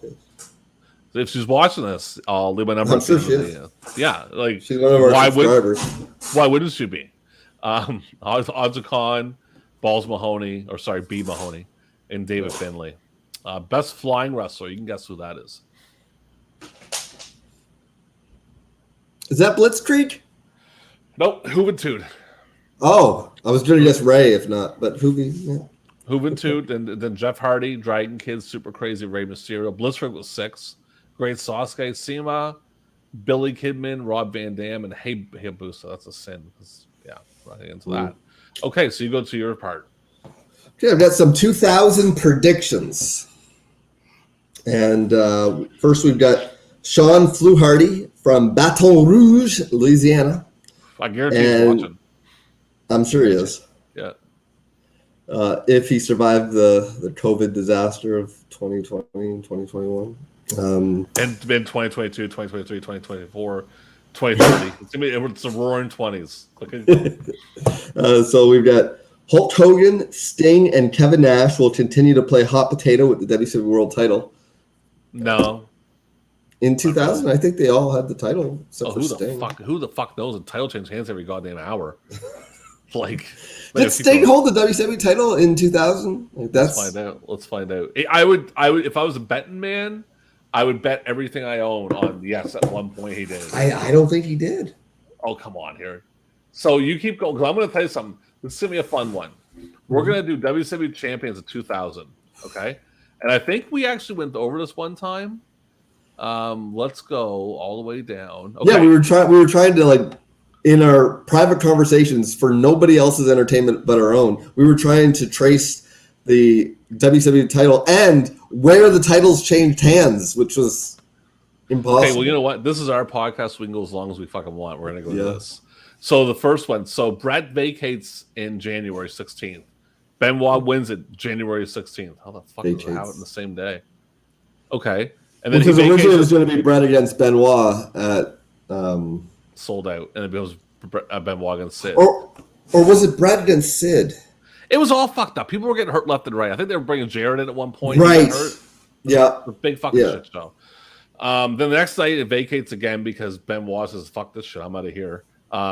Sid wins it the 24th of January. It gets vacated the 25th of January. So we're already up to a bunch of. Let's keep going. So also on the 25th, Sid wins it again. So hold on a second. Oh, wait a second. Sid wins it on Nitro. It gets vacated. Kevin Nash awards it to himself on Thunder the next night. Didn't he give it to Flair at some point, too? Just gives it to him? Vicious wins it the same night. And listen to this. So we don't have a title change until April when they vacate it again. So then Jarrett wins it. Listen, a Spring Stampede. DDP wins it on Nitro on the 24th of April. Oh, yes. So all those titles changed hands even before the reboot. No, this is after the reboot. Because the reboot was on the 10th of April, right? Yeah. So Jarrett wins that Spring Stampede on the 16th of April. And then the 24th of April, DDP wins it again. Oh, you're talking I'm just saying, all the previous title changes happened even before. Oh, my goodness. Yeah, so then listen. So David Arquette wins on the 25th of April. And then Jeff Jarrett wins on May 7th. Flair wins at May 5th. Despite being listed, okay. And then it gets vacated again on May 22nd. The same night Jarrett wins it. The next night Kevin Nash wins it. The 29th, listen to one. The 29th of May, Flair wins it. The same night, no, that's when Nash gives it to Flair. The same night Jarrett wins it. Okay. And then they actually don't change the title for a whole month and a half, which is an absolute fucking miracle. Iron Man. That's when Booker wins it, but that's after they do the gimmick with Jarrett and Hogan and shit like that. So then we go another month and a half. Kevin Nash wins it. September 17th, Booker T wins it. September 25th, Vince Russo wins it. He vacates it on the 2nd of October. Booker T wins it again on the 2nd of October. Steiner wins it November 26th, and that's where the fuck we're at. So Sting did not win it that I knew it. I knew Sting didn't win it that year. I didn't bet. Right. So it was a lot of crazy bullshit, but keep going. Yokozuna will lose 300 pounds using the George Foreman grill and will return to the WWF. Oh, he doesn't lose that. He's dead. He dies in 99, so that's kind of sad. No. I think he died in 99. 2000. Are you sure he died in 2000? He wasn't listed amongst the people that I think he died late 99. Let's take a look here. I'm pretty sure it was 2000. You could be right. You're right. It's my bad. It was October 23rd, 2000. Go ahead. Big Boss Man and One Man Gang will reunite as the Twin Towers and win the WWF World Tag Team title. That would have been interesting to see that happen back then. Yeah. Boss Man could still go, but I'm thinking about Gang at I don't think it could, Heroes of Wrestling. Yeah. Rita Mero will co-star in the movie I Still Think I Remember What You Did 3 Summers Ago. They were shit movies, and they fucking sequel the hell out of them fucking movies. Oh, yeah. Nikita Koloff will come out of retirement and pin Edge at SummerSlam to capture the WWF Intercontinental title. Chris Jericho will defeat Big Show, The Undertaker, The Rock, and Steve Austin in consecutive rounds to win the WrestleMania 16 World Title Tournament. Well, he did beat Austin and Rock later in a one-night tournament, so kind of happened. Yeah. A year later, though. Yeah. Taz will abruptly quit the WWF after feuding with Roadrunner Terry Taylor. WCW Thunder will be canceled, and no one will notice or care. And this is funny because this is truly the age of the internet, because that one was Sean Flaherty from Baton Rouge, Louisiana. This next one is HGill 7030037 at AOL.com. Yeah. You have to have at least 9 numbers in your fucking email address back then. Linda McMahon will win the WWF Women's title, but lose it to Vince, dressed as Goldust. This will lead to the title being declared vacant and the women's division eventually being phased out. Rob Van Dam will finally win the ECW World title, but he will then lose it to Tommy Dreamer. This is close. Because he does win it, doesn't he, in 2000? He wins it and has to vacate it because he injures his leg. Well, yeah. And then Tommy Dreamer wins it, and then he loses it the same night to, I think, Justin Credible or Rhino or something like that. Yep. After winning the WCW World title, Bret Hart will retire and start his own wrestling promotion in Canada. Chris Jericho will win the Intercontinental title at the Royal Rumble. The Warrior, the Blue Meanie, the Bruise Brothers, Vic Grimes, and Scott Norton will all join ECW. Yokozuna, Buff Bagwell, Raven, Lenny Lane, and Lodi will all join the WWF. FMW, New Japan, or All Japan will finally do a pay-per-view that will be available in the United States. Mark Henry will get rid of his sexual chocolate persona and start dressing like Huggy Bear. And this next one is from Rob Van Dam J at AOL.com. Where's the numbers at in that fucking email address? That's bullshit. None in that one. This is the Y2J bug will eventually hit the WWF on January 1, 2000, and Vince McMahon will have no choice but to shut the company down. You're too lucky. Chris Jericho will then appear on WCW Monday Nitro on January 3rd, laughing hysterically and claiming he destroyed the WWF and that WCW finally regained its savior. WCW ratings will triple over the next few weeks, and it will never, ever lose the ratings war again. Jericho fan. Yeah, big time. The Rock, Steve Austin, The Undertaker, Big Show, Kane, and Triple H will all jump to WCW and force Hulk Hogan, Ric Flair, Kevin Nash, Scott Hall, Sting, and the Total Package into retirement. So this guy he likes the WWF, but he wants them in WCW. Yes. Yeah, okay, keep going.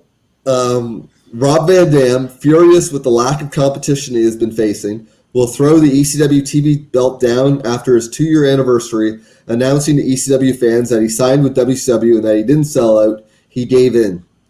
TNN will cancel ECW on TNN when Paul Heyman refuses to let Crooked Chase join Joey Styles on color commentary. Jerry Lynn will be awarded the ECW TV title after RVD's departure, but will lose it several weeks later to Simon Diamond. Simon will be very protective of his new gold, and his toughest challenger will be Jazz. As for ECW World title, Mike Awesome will hold the belt until the Heatwave 2000 pay-per-view when Cactus Jack returns to ECW and dethrones him in an exploding ring death match. This guy is just, going for the Hail Mary predictions. Oh, yeah. WCW's Cruiserweight division will become stronger than ever when it acquires Jeff Hardy, who will hold the Cruiserweight title all year. Rob Van Dam and Chris Benoit will have the feud of the year, which will conclude with Van Dam beating Benoit in an Iron Man match for the U.S. title at Starrcade. Rena Mero will be brought in for WCW's 127th attempt at succeeding with the women's division. She will feud with Kimberly, and their Playboy spreads will be given out as souvenirs to fans. WCW announcers Tony Schiavone and Mike Tenay will act as if nothing changed. Okay. Now, that's actually caused me to think about something. Was Jarrett the last defection from WWF to WCW, or was there anybody after him? I think that was it. I think that was crazy. Because he came over, in October, I think? October of 99. Yeah. And so then you have all 2000 and 3 months of 2001. Nobody left the WWF. Who the fuck was going over there in 2000? They seen the writing on the wall in late 99 when Russo got a hold of that fucking thing. Once Russo got a hold of that company, man, that thing was done. It was over. I just thought of a couple. Oh, really? Let's hear it. Regal. Well, he got fired. He didn't jump. He got fired for WWF. Well, I just meant like went there. That doesn't mean that they had to. You're talking jumping on they want to go over. You're like Regal had no choice but to go over to get a job. Oh, well, then in that case, because the next one's also a situation like that, and that's Public Enemy. Because if you remember, they went back to WCW for just a short spell. I think they only did like a couple of Thunder Battle Royals or stuff like that. Bullshit like that. Okay, so are you up, or do you want me to go to mine now? I'm going to give one more prediction. Yeah. And here we have from Chris Oakley in Woburn, Massachusetts. Lance Storm will leave ECW for WCW, where he will bill himself as Calgary's favorite son and immediately get into a vicious feud with Bret Hart. So he's right there. He does leave. That's funny. There were people going from ECW to WCW, but nobody left WWF to go to WCW unless they were fired. Yeah, well, why would they do it? The money was in WWF at the time. Why would you go to that WCW where it was shit? Well, let's say, for example, you have somebody very low on the pecking order, like Funaki. Yeah. And you could go from, curtain jerking on Heat, or you could have some cruiserweight matches on the pay-per-views in WCW. I could see that. Yeah. Chris Jericho, whose ego is already grossly inflated, will become even more unbearable after he wins the WWF Intercontinental title and dubs himself the 10th wonder of the world. Mike Quackenbush's career will take a giant step forward with an upset victory over a major ECW star at Hardcore Heaven. That's funny. Mike Quackenbush. What was that again? He's a guy who ran Chikara. Okay. In the 2000s, 2010s. Interesting one here. Gorgeous Michelle Starr will be suspended for 90 days after physically assaulting NWA president Howard Brody. Gorgeous Michelle Starr still wrestles today in out here on the West Coast. He does. Greg the Hammer Valentine will finally hang up his trunks, but not before returning to the WF for one night and beating Triple H in a submission match. Can you imagine? In 2000. Yeah, no. I don't see it happening. Stevie Richards will become the Tommy Rich of the new millennium, winning the WF World title on SmackDown, only to lose it 3 days later. Didn't happen. Like fathers, like sons, on the 16th anniversary of Ric Flair and Dusty Rhodes' epic confrontation at Starrcade 84, David Flair and Dustin Runnels will go head-to-head for the WCW World title at Starrcade 2000. God, that'd be awful. And finally, in the ultimate suck-up move, Pro Wrestling Illustrated will continue to be regarded as the best wrestling magazine on the planet. Oh, I wonder why that one got put in there. Okay. Let's jump into most overrated wrestler. I want you to guess who that is. In 99...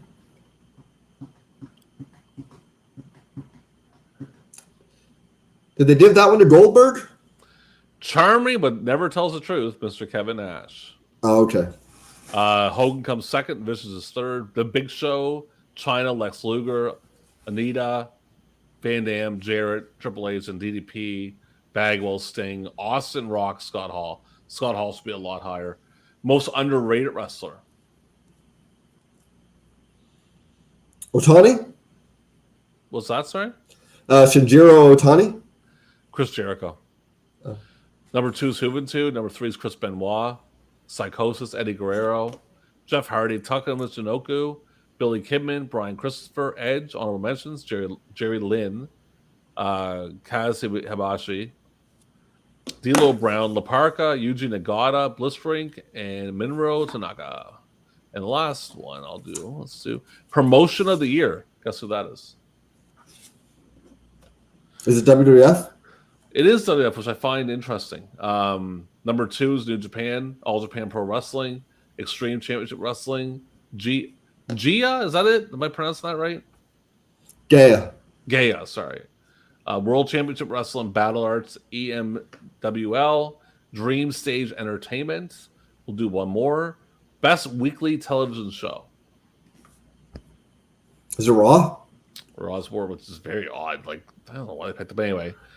New Japan Pro Wrestling was 2. All Japan Pro Wrestling, SmackDown, ECW and TNN, ECW Hardcore Wrestling, Nitro, EMWL, or EMLL, sorry. Power Pro Wrestling, and Sunday Night Heats. Okay, so you go ahead to yours. Well, I was just happened to be looking through the arena reports because I always like to look at the arena reports. You love the arena reports. And I always go to International to see if they have anything in Canada. And there was 2 shows in Canada. One was an indie show in Quebec called NCW, and another one was ICW at the fairgrounds in Cloverdale, British Columbia. And the only reason I mention this is because I happened to look at the very first match on this card, and it's Chico Alvarez and Samito the Samoan Crippler beat Bob Hawthorne and Nikki Sixx. not the bass player. Do you know who Chico Alvarez is? No. That's Brian Alvarez. Oh, really? There you go. Yeah. Give a little shout out. There you go, Brian. Yep. Don't get Dave mad at me for talking about him on the podcast. Interesting. Yeah. So what else do you have there for stuff? Anything else? No. Are you all this stuff? Are you all okay? Let's go through my awards. Sure. Let's see what we got here. Best non-wrestler. That's it. No, best non-wrestler. What you guess who that is? Do they count Vince as this? Yeah, it's Vince. Yeah. Shane's at 2. Joel Gartner's at 3. Tori Wilson, Deborah, Cyrus, Dawn Marie, Shawn Michaels, Stephanie McMahon, Bill Alfonso. Best television announcer. Joey Styles? Jim Ross. Oh, yeah. Mike Tenay, Joey Styles, Scott Hudson, Jerry Lawler, Don Callis, Bobby Heenan, Michael Cole, Joe Gartner. Worst television announcer. Sorry, go ahead. At no point was Michael Cole ever better than Tony Schiavone. Where is he in that list? I just ripped Michael Cole off. Michael Cole's not on that list. Yeah, he is. Oh yeah, he's 9 now. Shit. Oh yeah. Well, it's you're not gonna. Well, guess who the worst one is? Is it Tony? That's bullshit. These people, they don't know anything because Tony Schiavone is a goddamn national treasure. When people talk about the face of AEW, it's not Sting, it's not Darby Allin, it's not Adam Page, it's not Kenny Omega, it's Tony fucking Schiavone because he's the best play-by-play guy that I've ever seen in professional wrestling. And the fact that these observer readers who think that Tony Schiavone is worse than Michael Cole, I want you to look in the mirror because you're looking at an idiot. Because at no point was Michael Cole ever. Michael Cole is a complete puppet who has no natural sound to him at all. And it just sounds phony baloney. You're getting real angry. Oh, the Tony Schiavone hate is bullshit. It's like Gorilla Monsoon in the 80s. Like, they're actually saying that he's worse than, I don't know, Lee Marshall, for example. And that's not the case. So, okay, well, Tony's in there. Number 2 is Bobby Heenan. Yeah. Number 3 is Michael Cole. Number 4 is Larry Zbyszko. 5 is Kevin Kelly. 6, Joel Gartner. Joey Styles, Dusty Rhodes. Jerry Lawler. Sorry, I had to switch to the next page. Eric Bischoff, Vince Russo. And honorable mention, Corey Macklin and Jim Ross. Best wrestling card of the year. Is it the January 4th Tokyo Dome show? No, Anarchy Rules. Oh, okay. New Japan Dome show from October 11th is 2. No Mercy is 3. WrestleMania is 4. Spring Stampede's 5. SummerSlam 6. All Japan from May 2nd. All Japan from June 11th. And then you have our mentions, All Japan Anniversary Show, November Remember, St. Valentine's Day Massacre, Backlash, ECW Heatwave. Oh, fuck, there's a ton of them. I'm just leaving it at that. There's no need to talk about the rest of them. The worst card of the year. Heroes of Wrestling? Oh, yes, sir, it is. And I have not watched that full card, but I know it is a big bag of dog shit. You've never watched the full thing?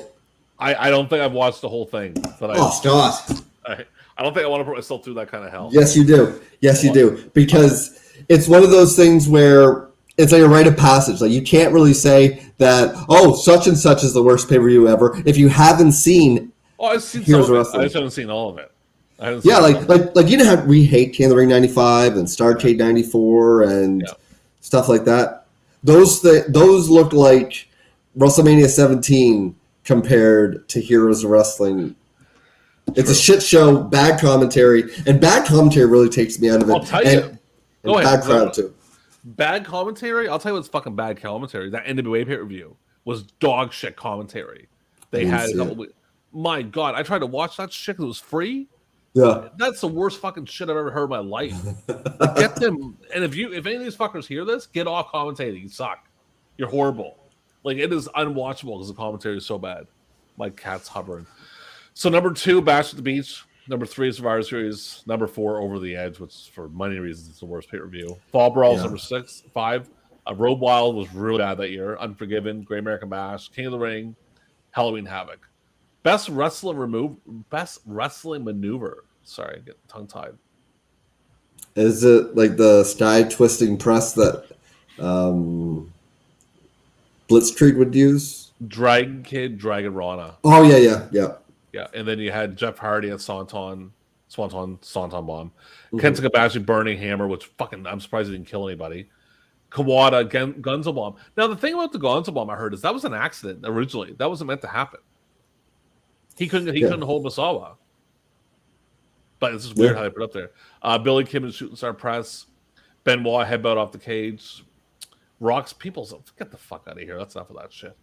Okay, the next one. Most disgusting promotional tactic. Is it continuing on with the show after Owen's death? And that's really fucking sick, man. Yeah. Like, because there was a crime scene. They should have stopped it right there. And I'll tell you something. I want to tell you something about that. And because I also follow another sport, which is harness racing. And I'm going to tell you the same situation. In 1979, I was 73. No, but in 1979, there was an accident in the local harness racing track that we have here where a very famous racer, the horse jumped and he hit his head up the light post and died. And it was a crime scene. They stopped everything for like an hour and a half. They stopped the entire thing until it was deemed that they could keep going. And it was the wife of the driver was the one who said, keep going. It was a huge night of racing, but the wife was the one who expressed you can keep going with it. Which is, I still kind of, but the wife was okay with it. It's like, yeah, I'll give it that. Do you know what I mean? Yeah. But with letting that go on with Owen, they brought the fucking next match up like a minute and a half later, and like Vince didn't know the guy was dead. Come on, like that's a sick move. Here's where I would say something about that. If the wife was his only relative, then she would the harness racing, or the harness racing. Then I would say she would have complete say. But what if like a brother or a mother or a son or daughter or a niece was watching? Really sad about that. It was the son's birthday when it happened. Oof. They were down from Prince Edward Island to race. He would come down, and they were down, and they were going to have the son's birthday party after the races. It's very sad. But anyway, we'll get off that topic. The rest of the ones, we have Big Show's father's cancer angle, WCW exploiting Jim Ross's Bell palsy, WCW borderline racism. I don't remember that, but I guess there's something there. WWF hide and Austin injury before Survivor Series. That's not that bad. FMW's fart explosion angle. Actually, they knew Austin wasn't going to wrestle, and they didn't announce that. Yeah.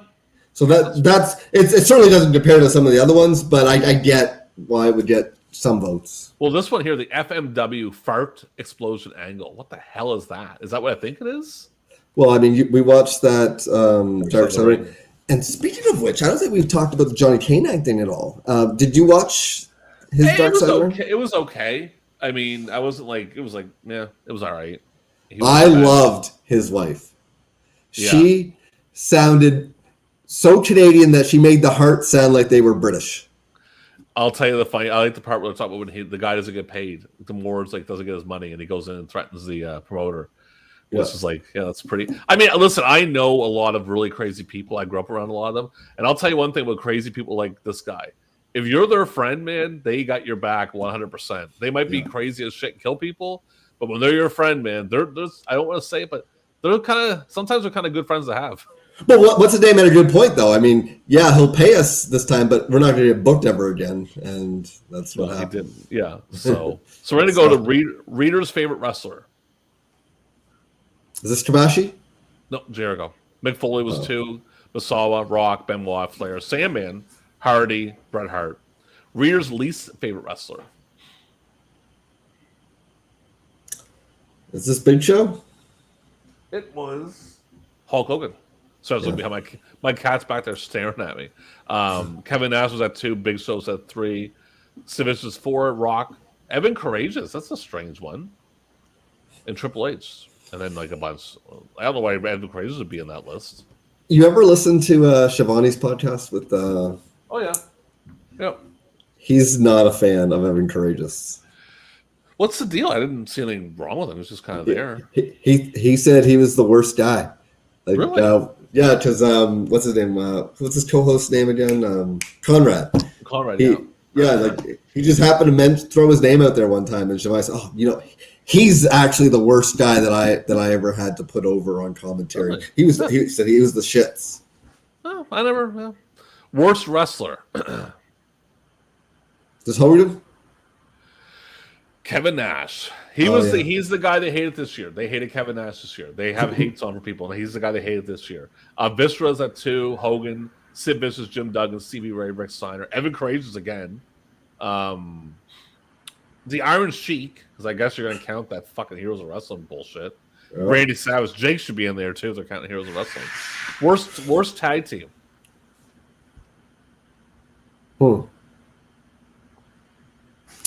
Is this Brian Knobbs and Hugh Morris? Midian and Viscera. Oh yeah. Number 2, can't argue that. Kevin Nash, Scott Hall, New Age Outlaws, Mean Street Posse, Dudleys, Bushwhackers, Public Enemy, Barry and Kendall Windham, Creative Control, Fabulous Moolah and Mae Young, honorable mention, Randy Savage and Sid Vicious. Worst tag team, or worst. What's the look? It just lets me know that these people aren't fully watching the product, because some of those teams, yeah, they're not that great, but like Brian Knobbs and Hugh Morris not getting a vote is bullshit. Yeah. Worst Brian Knobbs, period. Worst television show. Nitro? No, Thunder. Thunder. And Nitro, then Raw, Saturday Night, Worldwide, AAA, Luchas, Livewire, Kick-Ass Wrestling, ECW and TNN, and WWF Superstars, which I didn't even know was still existing back then. And Gorilla still did commentary for it, like mid-year. Yeah, it's crazy. Worst match of the year. Is that Finger Poke? Nope. That wasn't that year. I thought that was 2000. No, it was that year, but it's not on there. It is Al Snow versus Big Boss Man. And Finger Poke's worse. Sheik and Volkov versus Bushwhackers. Undertaker versus Boss Man at Mania. Survivor Series Women's Match. Tori versus Ivory. Sable versus Tori. Great Muta versus Great Nita. Ivory versus Fabulous Moolah. David Flair versus Kimberly. Mankind versus Rock at the Rumble. And then Scott Hall and Kevin Nash versus the Strippers, which I don't remember. Worst feud. Savage versus Nash. Boss Man versus Big Show. Oh, yeah. Oh, really? I would have thought Boss Man versus Al Snow was worse than that. Exactly. Al Snow versus Bond. That's the next one. That's the runner-up. Kevin Nash versus Savage. Rednecks versus No Limit Soldiers. That wasn't that bad because that brought out the rappers crap. But the problem was the presentation. They should have made the rappers the heels because they were in the South. There was no way people were going to cheer No Limit Soldiers over like wrestlers. Yeah, exactly. Yeah. Like the only time that's happened is like Mr. T and Piper. And that's only because Mr. T was presented as, I guess you could say Lawrence Taylor with Bam Bam, but who was fucking watching in 95? True. So then we have where we at? Baldies versus Rotten Mahoney and New Jack. Nitro Girls feud. Vince versus Undertaker. Kane versus Big Show. Moolah versus Mae Young. Ivory versus Moolah and Mae Young. Worst on interviews. We're getting close here. Sid? Sid, yeah. China, Kevin Nash, Medusa, Savage, Big Show, Stephanie, Steve Blackman, Hogan, Triple H, and that's it. Worst promotion. Go ahead. You're going to say something. Go ahead. Yeah, I was going to say, as much shit as you give Nash, he's not really bad at interviews. Sure. He's bad at wrestling, but guys like Sid are bad at everything. What was the question? Worst promotion. Are they going to give it to WCW? WCW. WCW got 376 votes. WWF got 34. That's the difference in votes. It's ridiculous. Best booker. Choshu? Vince. Oh. Heyman's second, Choshu's third. Promoter of the year. Vince, yeah. Choshu's second, Heyman's third. This is a fucking bonehead one. Shoot fighter of the year, if you want to guess that. I say we leave that shit the fuck out because it doesn't count as pro wrestling. But you can guess if you want. Tito Ortiz? Frank Shamrock. Ortiz is third. Shoot fight match of the year, fuck that shit. Best gimmick.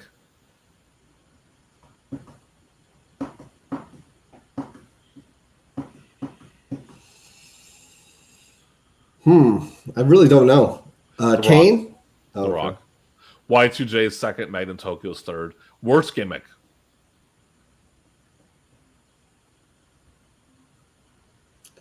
No guess. Powers that be. Oh, Beaver Cleveland's was second. Oklahoma's third. Most embarrassing wrestler. Is that Hogan? Hogan. David Flair's second. Mae Young's third. Yeah. And ladies and gentlemen, we are at the end of the awards for 1999. So what's your opinion on the 1999 in your end? I think it's kind of like 95 in that on the surface, it's a really bad year. Mm-hmm. Unless you look at ECW and internationally. Yeah. And like 95, half the year WCW's fine. Yeah. Well, no, 95, fuck WCW. The first half's garbage, man. First half's garbage, but the second half's fine. With 99, the first half's fine, second half's garbage. Yeah. I find this was my first year to really start getting, I don't know, out of it. But yeah, it was our last year of high school, dude. I mean, well, I thought you went out of it in 92. Well, no, I went out of it in 92, came back in 93. And then 99 was the year. Like, for me, the last year I really watched full was 98. And then 99, I'm still watching in 99. But I had other things going on. I had a lady friend that we were in high school, graduating high school and stuff, which I went to one class today, which was interesting. And we used to talk to pro wrestling. We used to sit in the mall by our school and talk pro wrestling all day. Yeah. The latter half of the year is when I met, the woman I married. And how's that marriage going, Andrew? Is it going pretty well? I texted her because I have the ability to text now. Yeah. I asked, what do I have to do? What do we have to do to get the ball rolling on getting a divorce? I can't believe we're getting divorced. I didn't know people like you would do something like that. But you go ahead. I don't know if she's dead. I don't know if she's dead, has a new phone number, or what. So that paying bills isn't her strong point. I'm pretty sure it's a new phone. Well, I messaged her on Facebook too, and no reply. So, well, never getting asked around that city, see if she's still alive. I'm not going to do that. Anyway, so for me, for 99, I mean, it was okay. I liked WCW, like a lot of it, until it got real fucking stupid with Russo. But before that, man, it was good. And even when they first started, I remember because my family had moved to the North End. Because they used to live in Rockland Court, and they moved to the North End in, I want to say, like September, October, in that neighborhood. And I remember liking it initially because September Nitros were a slog. Like, you couldn't even watch it. Because this was also, 99 was the first year that I was legally able to drink. Yeah. So I was partying a lot. So wrestling wasn't really that key to me. But one of the advantages of Nitro was that they aired on Wednesdays, so you didn't really do much on Wednesday. So I'd catch it when I would, and I'd be like, oh yeah, this is not bad. Yeah. And then I'd be out and about, gone. I remember just like, seeing like the build up SummerSlam and shit like that. It was just, it was kind of a shit year. But I'll tell you one thing. Was that the year that we seen King of the Deathmatch the first time? I think, didn't you get that? I want to say I borrowed that from you and watched it. It's either 99 or 2000, early 2000. It was in that neighborhood. I'm pretty sure we were still in high school when you got it. No. You weren't. I mean, it was 2000. I don't know. So. No, because it was when I was staying at Tina's on Smythe Street, if you remember that place. Yeah. And Matt McEwen, do you remember him? We're dropping last names here. Fuck him! Fuck him! He removed me from his life, so I'm just gonna. Is he on your Facebook? He's on your Facebook anymore, so that's fair enough. Yeah. But anyway, go ahead. He had gotten a couple tapes from RF Video. He had gotten Best of Chris Jericho, which featured that awesome match against Benoit from Super J Cup '95. Yeah. Which has the really hard slap against the face on really dark, and came the death match, and that's the first time that I watched that, and that was a trip, and I believe that was late '99 or early 2000, because I remember it was when I was on Smythe Street. And I remember that, like, to people who haven't seen it, that was like fucking huge back then. Like, that was the tape you had to get. Like, the King of the Death Match is what you had to get because they showed the clip on WWE, and everybody wanted to see it because it was like, what the hell is this shit? It's not. But anyway, so that's 1999. We'll be back in a few more days, everybody. What year are we going to next time, Andrew? Did you? We'll discuss that off camera. Because I have 2 more here, and I've got 7 coming in the mail. So just like they'll come when they come, but other than that, I have 2 more here. We'll discuss which one we'll do out of those 2. All right. Unless one of the other ones comes. So for that being said, this is the end of the episode of the 1999 Year in Awards Newsstand versus Newsletter. My name is the future Hall of Famer Scotty B. This is Andrew. You never know his last name. If you watch the last episode and skim through, wait for the comp, you can find his last name. Find him on Facebook. Find us on Twitter. Hit that like button. Subscribe. Hit that notification bell. Comment. We need money. We're poor. We need food. I haven't eaten in 6 days. I'm going to eat my cat soon. If I eat my cat, it's all your fault for not subscribing.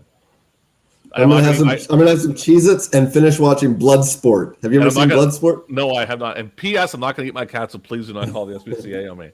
Thank you for watching. Have a fantastic October evening. Goodbye. Beautiful plaque. Okay, the first one is Billy Jack. Billy Jack was voted by all you fans all over the world as the most improved wrestler of the year, and I'd like to give him the plaque right now. Now, ladies and gentlemen, I'd like to introduce the man who received over 12,000 votes. 12,000 votes as the most popular wrestler of the year. Ladies and gentlemen, here's the plaque, and now here's the man who won it by your choice, the former World Heavyweight Wrestling Champion.